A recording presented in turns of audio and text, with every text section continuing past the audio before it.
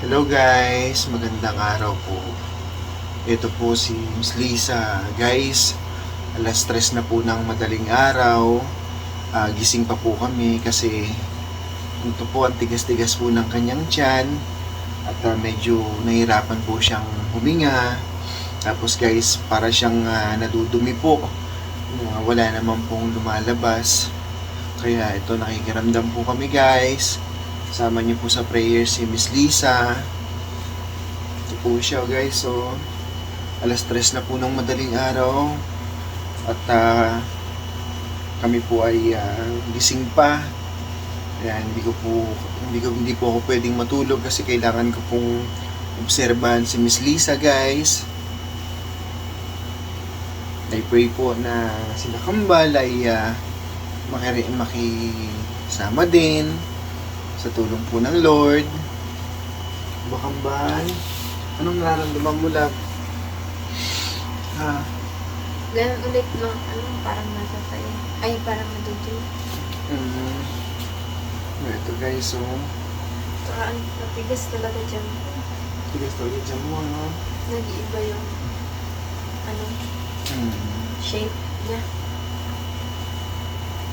So guys, pakita ko po sa inyo, ayan sila kambalo. Ito po, ang tigas-tigas po ng kanyang tiyan. Kasi Miss Lisa, tingnan niyo po, medyo parang irita siya na antok na hindi mawari kung ano po yung gagawin. Kaya ako naman po, bantay sarado po ako guys, kasi kailangan ko pong bantayan si Miss Lisa. Gambal. Tapos pag nahiga ka naman, laban, no? Pag nahiga ka, nahirapan ka naman, ano? Paano ba pag nahirapan ka? Ayan po guys, so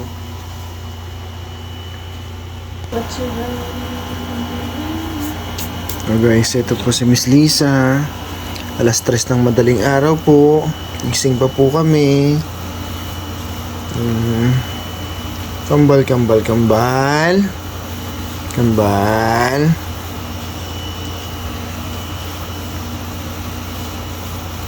Yan niyo po, oh. Gising na gising po si Miss Lisa. Hindi po makatulog. Guys, sama niyo po kami sa prayer sa Miss Lisa para po sa maayos niya pong panganganak. Yan po, oh.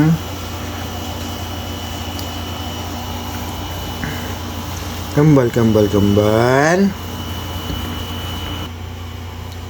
So, ayan guys. Marami pong salamat guys sa sumusuporta po kay Miss Lisa. Salamat po sa lahat na nagko-comment, nagpapayo po kay Miss Lisa.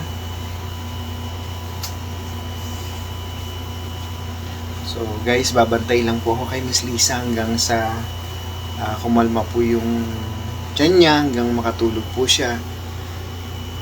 Okay lang po na mapuyat ako. Babantayan ko lang po si Miss Lisa guys. Ayan po siya, oh. Habak-habak niya po guys sila kambal. Salamat po sa suporta nyo guys. Sama nyo po kami sa prayer. God bless po. Mag-update po ulit ako sa inyo guys. Salamat po.